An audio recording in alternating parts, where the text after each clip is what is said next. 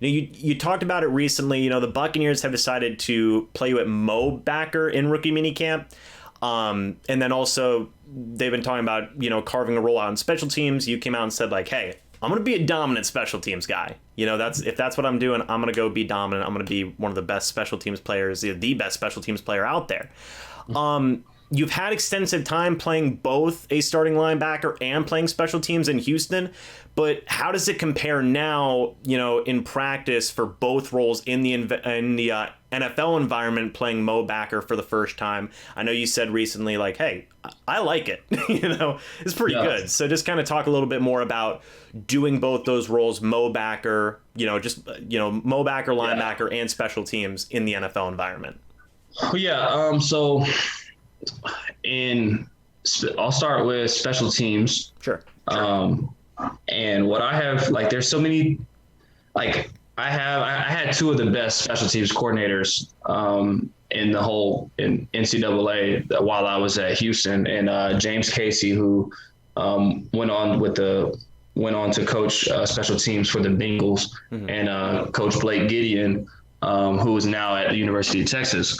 And, we led the country in punt and all this stuff. So I learned a lot of techniques in college that, most people just run down the field and go hit somebody.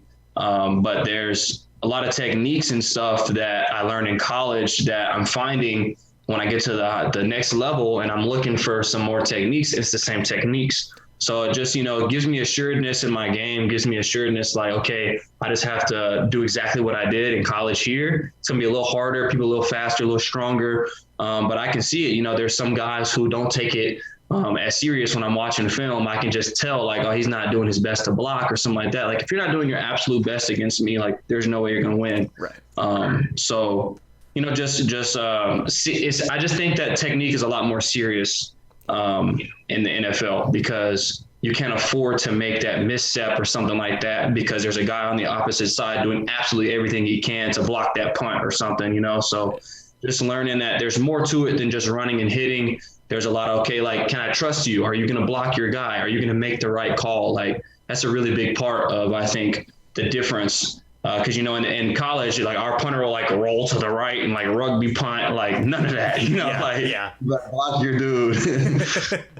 Yeah, I feel you. And, that's honestly, a lot of people overlook that, the nuances of special teams and like really the mental game that goes into it, of like, hey, everybody's got to do their jobs, even on something that may seem as insignificant. It's not, but in casual people's eyes, it's like, oh, it's just special teams. What's the big deal? But it's a legitimate thing, man. It's 1/3 of the game. Yeah, and I mean, I had to ask myself, because I studied a lot of special teamers before the draft, trying to figure out, how to have that leg up going in. And what I was realizing is that all these people that were token special teamers are guys that are stretching out their NFL careers on teams. Was like, these are not the most athletic guys. These are not even the fastest guys, like the biggest guys. What always stood apart from them was their character.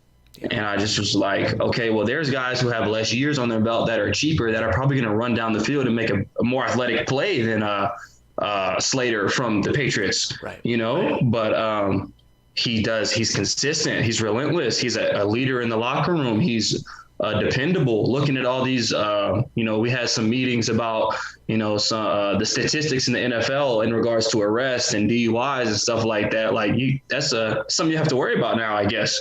You can pay somebody all this money and they get DUI. So having guys that you can be confident about, and that's what I was just realizing and talking with Giovanni Bernard in camp, he was telling us about that, just like being the right type of guy, giving the team a reason to keep you around character-wise, locker room-wise. If they know you can do the job and you're dependable, I mean, why fire you, Yeah, exactly.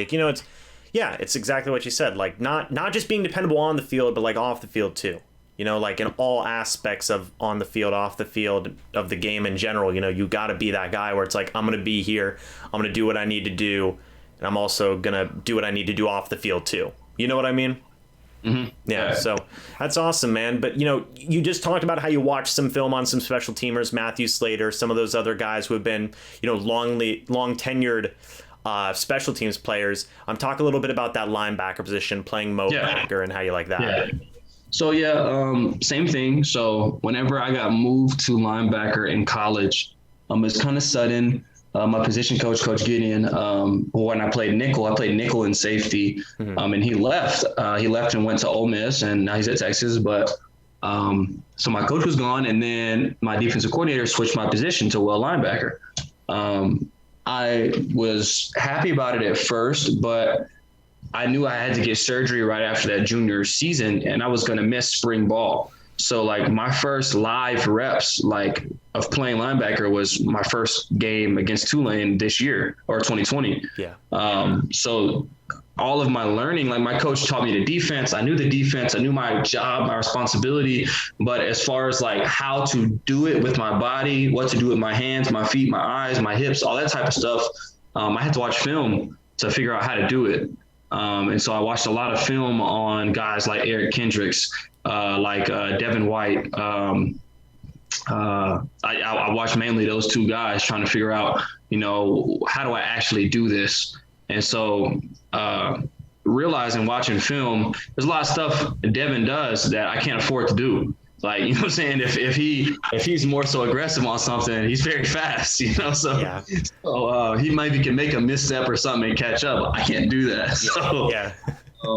So that's what I figured out playing this Mo linebacker position. It definitely fits my skill set. I'm very grateful for the whole coaching staff, just, because I'm a question asker, and nobody here has an issue with me asking questions. And sometimes I run into that, like, okay, relax, but they're awesome. So yeah, I mean, it fits my strengths. They allow me to just, run laterally in the run game, do what I like to do in the pass game, and get in a zone and flow with the quarterback and jump a route and stuff like that. Man covering tight ends and running backs, never leaving me like on an island or anything like that. I got help, so it's a very friendly position, I like to say, but if you're not fast, I don't think you can play it. And if you don't have a motor, so that's what I realized, and that's why they have the guys that they have, because I mean they ask a lot of those two backers, but I mean the D line and the schemes that we run and stuff just makes it easy on us as well in the run game. So yeah, I like being in a position where the run game necessarily can't get away from me. If you're playing on the edge or something like that, they just run away from you.